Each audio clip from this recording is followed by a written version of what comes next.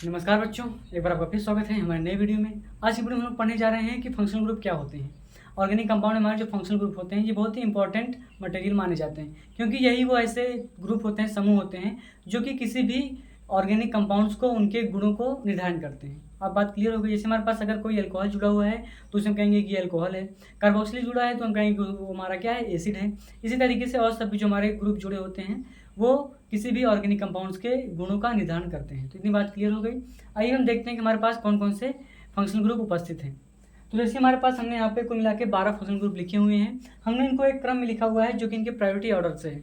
यानी कि हमारे पास जो ऊपर कंपाउंड है कार्बोक्सिलिक अम्ल, इसका प्रायोरिटी ऑर्डर सबसे हाई होता है, इसलिए हमको क्या किया, हमने इसको सबसे ऊपर लिखा है। आइए हम इसकी संरचना को देखते हैं और साथ में हम ये समझते हैं कि इसके लिए हम लोग आईयूपीएससी में क्या अनुलग्न या फिर पूर्वलग्न का इस्तेमाल करते हैं।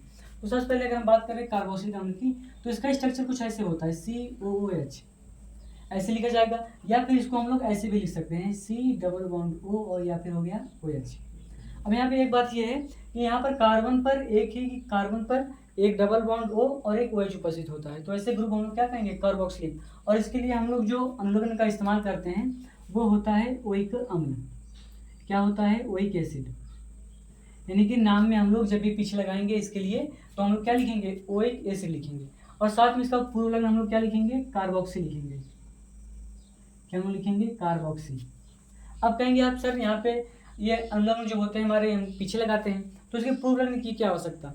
तो ऐसा है कि कभी कभी एक से अधिक फंक्शनल ग्रुप भी हमारे उसमें कंपाउंड में दिखाई देते हैं। जैसे एक साथ कभी एल्डिहाइड आ गया, कीटोन आ गया, या कार्बोक्सिलिक अम्ल के साथ कुछ एल्कोहल आ गए, तो हम कैसे करेंगे, क्योंकि हमारा जो अनुलग्न बनेगा वो हमेशा एक ही बनेगा। प्रीफिक्स एक से अधिक हो सकते हैं, यानी कि पूर्वलग्न जो हमारे होते हैं वो अधिक हो सकते हैं, बट हमारा जो अनुलग्न होता है वो हमेशा एक ही होगा। तो हम एक को ही लिखेंगे। जैसे अगर इसमें दो आ जाते हैं तो जो ऊपर वाला होगा उसे हम लोग क्या करेंगे, उसे अनुलग्न लेंगे, और जो नीचे वाला है उसे हम लोग क्या लेंगे, पूर्वलग्न लेंगे। इसीलिए हम लोग यहाँ पे अनुलग्न और पूर्वलग्न दोनों एक साथ लिखते हुए चल रहे हैं। अब दूसरे हमारे पास आता है एस्टर। एस्टर हमारा क्या होता है, इसको हम लिखेंगे COOR। और यहाँ पे R जो है वो हमारा क्या है, एल्किल समूह है, इसको इतना आपको पता होगा। फिर इसको हम लोग स्ट्रक्चर में कुछ ऐसे लिखते हैं C⋅O और यहाँ पे क्या हो गया, OR हो गया। देखिए इन दोनों में कुछ ज़्यादा खासा फर्क नहीं है। यहाँ पे हाइड्रोजन है, यहाँ पे क्या है, कार्बन है, कुछ हो गया। ठीक, इतनी बात हो गई। अब इसके लिए हम लोग जो अम्लग्न का इस्तेमाल करेंगे वो होता है OH। क्या होता है, OH होता है। और हम लोग जो इसके पूर्वलग्न वो होगा एल्कोक्सी कार्बोनिल। ये हम लिखेंगे इसके लिए क्या, पूर्वलग्न के रूप में लिखेंगे। अब हम बात करते हैं अपना सल्फोनिक। सल्फोनिक तो हमारा होता है SO3H। ये हमारा क्या हो गया, सल्फोनिक हो गया। इसके लिए हम लोग अनुलग्न के रूप में लिखते हैं सल्फोनिक अम्ल,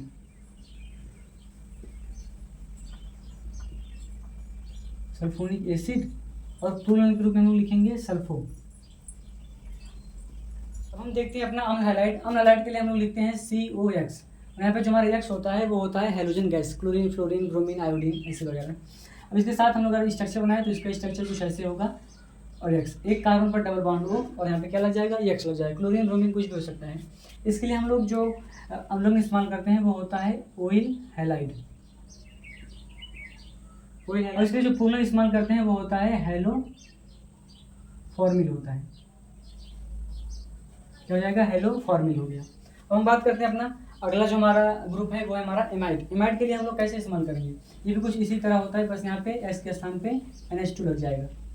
और यहाँ पे हम इस लगा देंगे COO, यहाँ पे हो गया NH2। इतनी बात क्लियर। अब हम इसके लिए क्या लिखेंगे, अमाइड के यहाँ पे हम लिखेंगे अमाइड।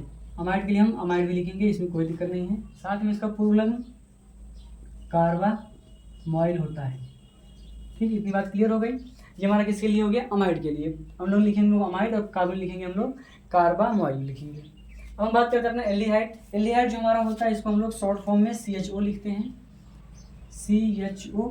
और अगर स्ट्रक्चर में होगा तो कुछ ऐसे होगा, कॉर्नर वाले कार्बन पर हमेशा क्या होता है, एल्डिहाइड बनेगा, बीच में कभी भी एल्डिहाइड नहीं बनेगा, इतनी बात आप ध्यान रखिए। एल्डिहाइड के लिए हम लोग लिखते हैं यहाँ पे अल, AL से क्या होता है, अल बनेगा। और इसके लिए जो हमारा वो होगा वो होता है एल्डो। एल्डो में क्या करते हैं, अपना पूर्वलग्न के लिए एल्डो का इस्तेमाल करते हैं। अब हम बात करते हैं अपना साइनाइड। साइनाइड जो हमारा होता है वो होता है CN। ये क्या हो जाएगा हमारा, CN। अब इसके लिए हम लोग जो पूर्वलग्न या अनुलग्न पहले इस्तेमाल करेंगे वो होगा हमारा नाइट्रिल। क्या होता है, नाइट्रिल होता है।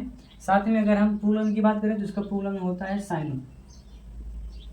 साइनो का इस्तेमाल हम लोग करेंगे। ठीक, इतनी बात क्लियर। हम देखते हैं अपना आइसोसाइनाइड। आइसोसाइनाइड कुछ नहीं, जिसको हम लोग पढ़ लेते हैं, उल्टा कर दीजिए आप लोग, क्या हो जाएगा यहाँ पे NC हो जाएगा। इसके लिए हम लोग जो इस्तेमाल करेंगे वो हो जाएगा आइसोनाइट्रिल।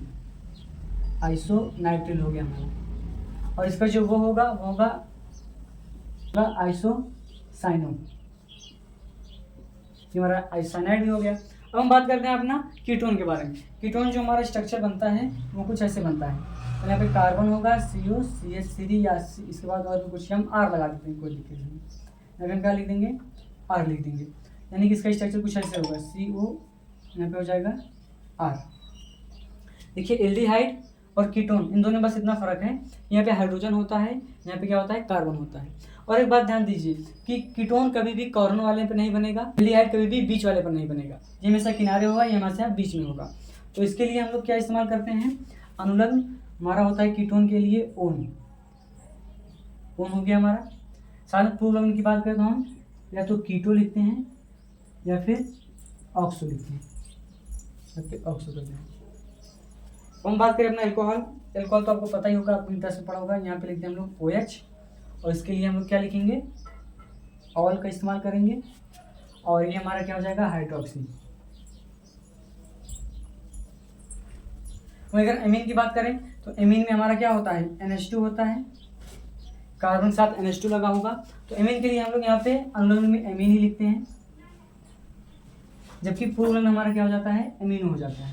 अब हम देखते हैं अपना ईथर के बारे में। ईथर में क्या लगा होगा, कार्बन साथ क्या लगा, O लगा होगा, उसके साथ R लगा होगा। यहाँ पे R हमारा क्या हो जाएगा, कोई भी एल्किल समूह हो जाएगा।